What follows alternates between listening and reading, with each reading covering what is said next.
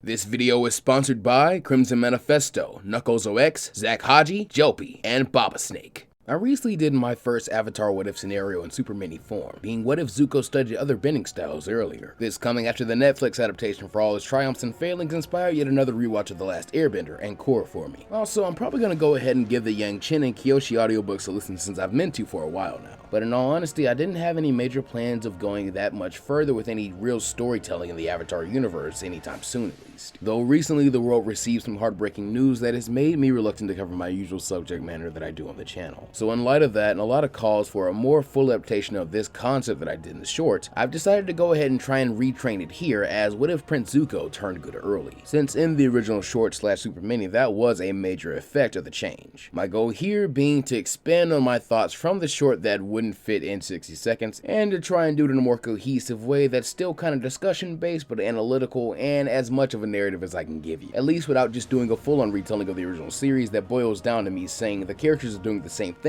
but they're stronger. So our story and its changes where we are concerned will begin around the time of Prince Zuko's shaming and banishment from the Fire Nation, with our most important changes being that we'll be snagging the characterization from the Netflix version of Zuko that in his mission to find and capture the Avatar, he becomes quite obsessed with the past incarnations and over our mentor of the person he's been hunting. But we are also going to throw in the change that in Iroh's training of Zuko, he at least earlier iterates the ideas he brought up in book 2 during Bitter Work, as the idea is that hearing this and mixing it with his ambition to reclaim his honor by defeating the Avatar will create large ripples in the timeline as they spread out. This conversation about cultural enrichment between Zuko and Iroh was originally elicited as a result of Azula's advanced fire and lightning bending, which allowed her to prevail and escape from the first alliance of Team Avatar and the Fire Nation duo. So if we just absolutely need a reason for it to still happen in the same way but earlier, we'll also just snag Netflix Zuko's actually deciding to fight back a lot more during the Agni Kai with Ozai, as we can use that as an opportunity for his father to flex his own superiority and thus make a better example of Zuko, seeing him be struck with lightning before receiving his iconic burn.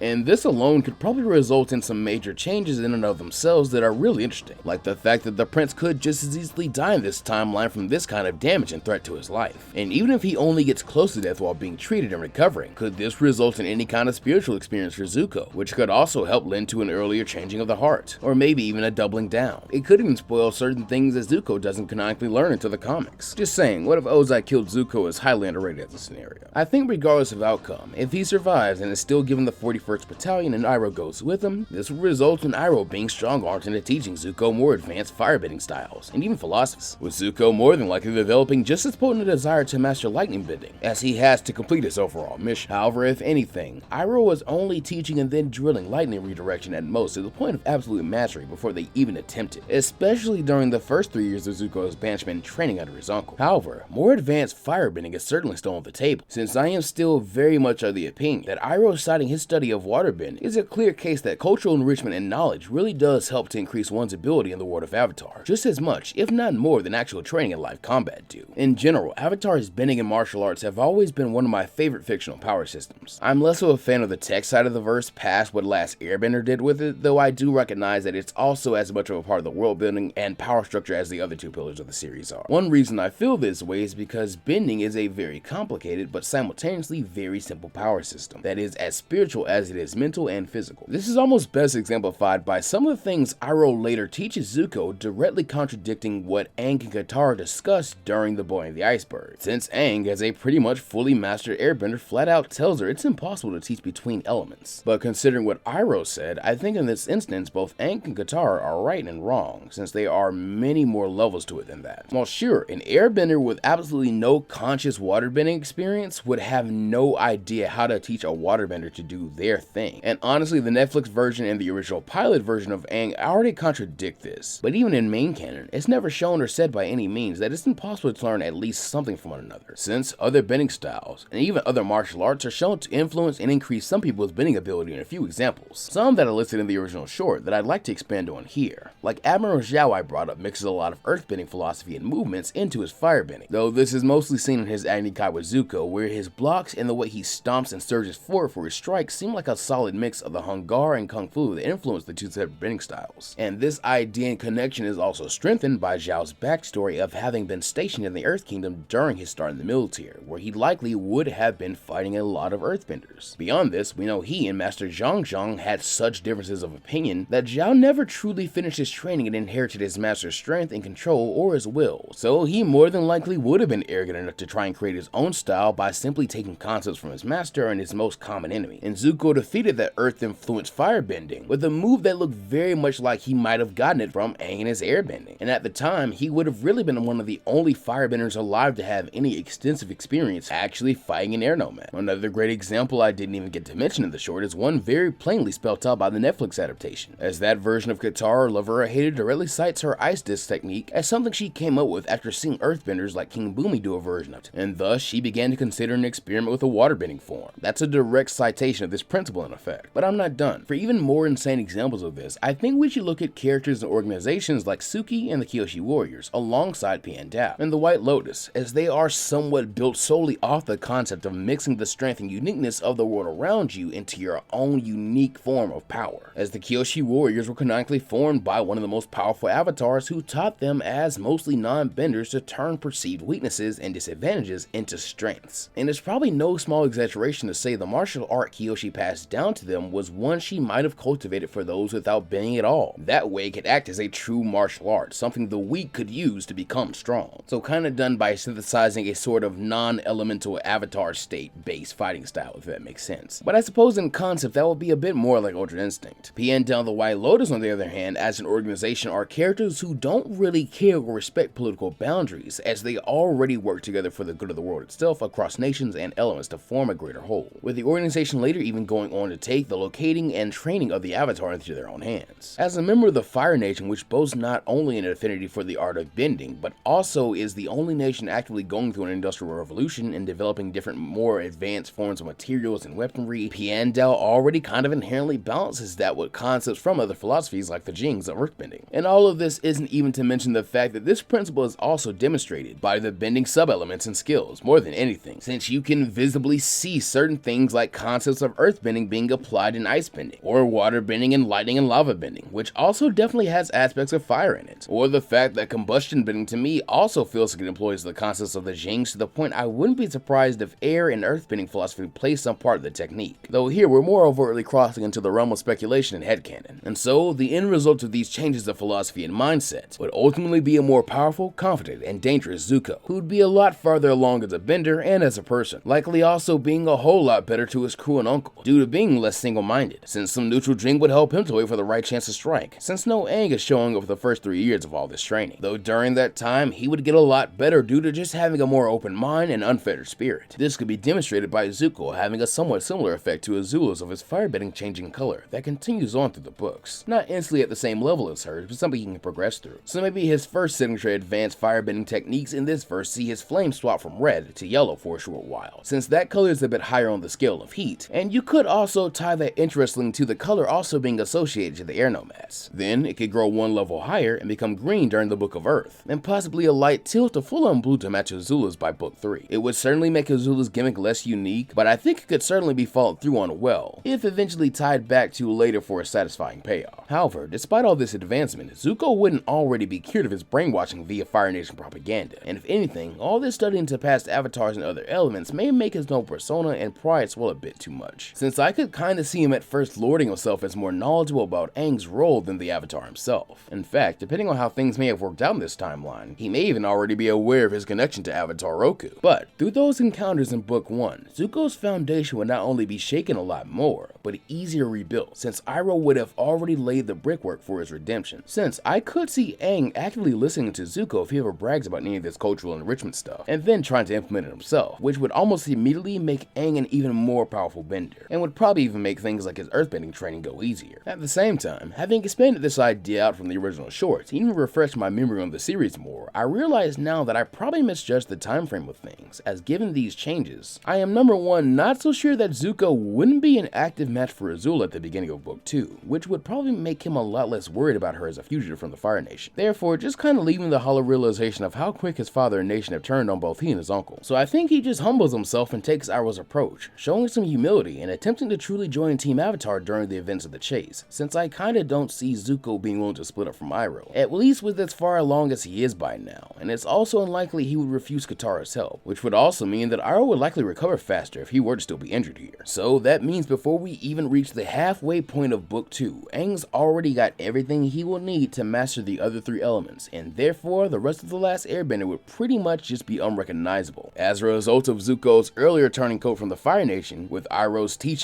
and encounters with Aang being more exaggerated as a catalyst, and somewhat idealizing things, since from here, the gang is pretty much set to go on whatever wacky or serious adventures they want or need to, while training together in their downtime, probably even getting to the point of having mock battles and training exercise like they did before the final battle a lot earlier, since Iroh's military and White Lotus experience will see him very much in favor of the idea. Also, when it comes time for the events of the library, I could see it being the case that someone else stays with Toph and Appa. Possibly Iroh, who may just want to chill and enjoy some tea, or he can swap places with Zuko, who would simply not be interested in going inside. Even having the extra help in the library may help the group escape quicker, which could also avoid Appa's lost days completely. While it's sad this convenience makes Toph's initial joining of Team Avatar much less special, in turn, this is likely where those concepts of Zuko's earlier presence and Iroh's teachings begin helping the entire gang, just like I also mentioned in the short but didn't really get to elaborate on, because I feel Toph would be able to take a lot of useful cues from watching Iroh and Zuko's training to structure a more effective way to get through to Aang, and full on being introduced to the concept of mixing styles could see this timeline's Toph ambitious enough to learn lava bending as well as metal and sand, perhaps even achieving these feats early, and being able to understand Aang's vibe as a student a lot quicker may mean he might be able to learn some of these things as well. I forgot to mention this in the original short, but I actually think that Zuko and Sokka, but especially Sokka and Iroh, would get a lot out of bonding with one another, since in very profound ways they know the same pain, but also because they have such similar wits and senses of duty. The result of this could easily be Iroh convincing his nephew to teach the Water Tribe boy he once humiliated how to properly use a sword,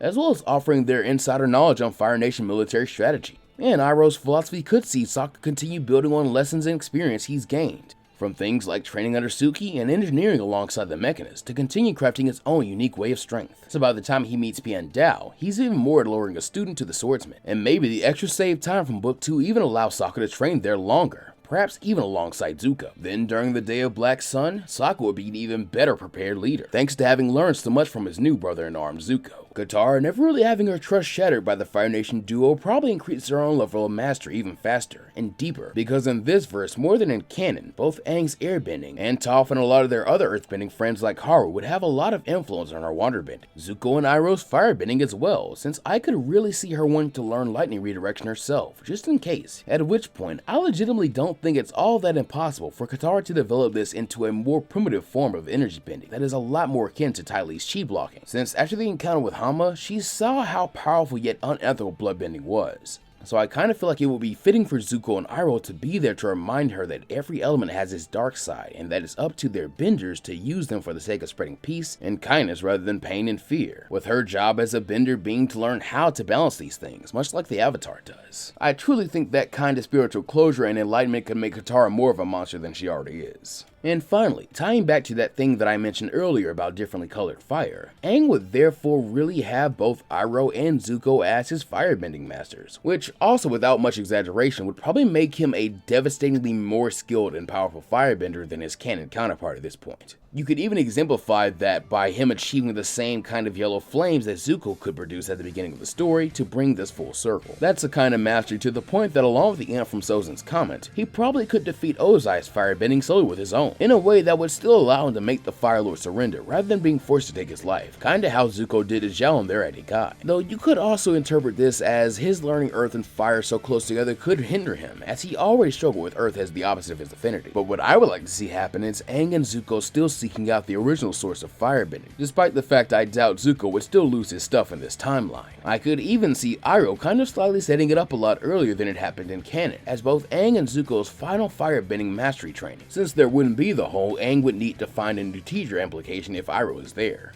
Meaning, we get to pay off giving the main character and rival both different color firebending like the secondary antagonist has during the episode The Firebending Masters, in a way that results in both these universes, Zuko and Aang, more deeply comprehending the firebending of the dragons, to the point of possibly, either here, or much later in their lives, developing their own rainbow flames. It's something you could either view as completely worthless and just symbolic, or you could even make an argument for this being another way in which Team Avatar's power just increases, since Azula's blue firebending is usually attested as something stronger than regular firebending. But no matter how you slice it, in this verse, we simply wouldn't need the whole of Book 3 to end the war, with things actually ending during the Day of Black Sun, as I could also see Iroh and Zuko preempting Ozai and Azula's schemes to wait out the eclipse, seeing Aang be pointed in the right direction and simply able to confront Ozai as originally planned. And when the saddest thing is that there comes a higher likelihood for Ozai's death here despite Aang wanting to avoid it since he won't have the luxury of Aang having met a lion turtle, you're looking at a pretty good timeline. But that's it, my technically first full Avatar What If. This was more discussion and analysis based than my usual videos are, and I hope that just wasn't too off-putting to my usual viewers. I also just hope that you enjoyed watching me tackle a different topic. And for anyone just stumbling upon the channel for the first time as of recently due to me making Avatar content, welcome, and thanks so much for watching. Please let me know your thoughts. Do you think there is more to the mixing of bending styles and martial arts and cultural enrichment, or am I just too invested in my own headcanon? Do you think this is actually how things would go if Zuko turned good early? Would you